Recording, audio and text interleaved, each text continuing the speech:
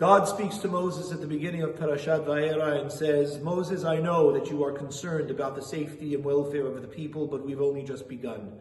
Watch what it is that I'm going to do to Paro. We will launch a campaign against Egypt. We will teach Paro a lesson for enslaving my people in the way that he has, and we will teach my people a lesson of freedom. This is the story of freedom. And so, Moshe and Aharon are commanded by God again. The covenant is restated here, and the lineage of Moshe and Aharon is presented in this parasha to show their pedigree and who they are in the house of Israel. They are sent to Paro, and they launch a campaign of plagues. The water of Egypt turns to blood. Frogs come out. Lice come around and ravage the people of Egypt. Cattle die. Pestilence. Wild beasts. Boils on the skin, and finally at the seventh plague, hail. And at the point of hail, God sends Moshe to Paro.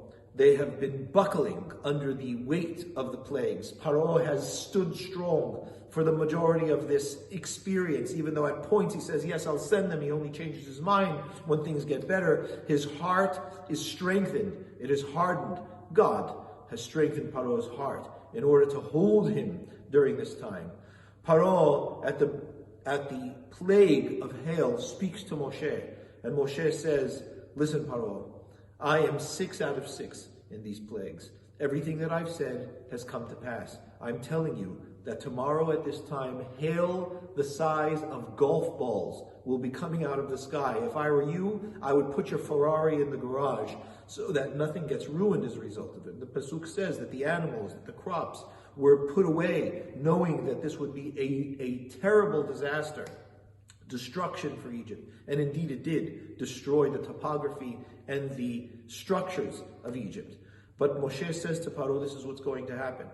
And what Paro says to Moshe at this point are the first real signs of learning and capitulation. He says to Moshe, Adonai Tzaddik, ve'ani ve'ami Rasha'im. God is the righteous one. I and my nation, we are the wrong ones. Moses, pray for me. And I recognize that God is right over here. And in that point, the Pasuk actually says, Ba'avu zoter manticha. God is essentially saying to Paro, this is the very reason I kept you standing all of this time. I could have taken you out in one fell swoop, but I didn't. Instead, I kept you standing so that you would see the righteousness of my ways and the error of your ways, and what it is that you've done.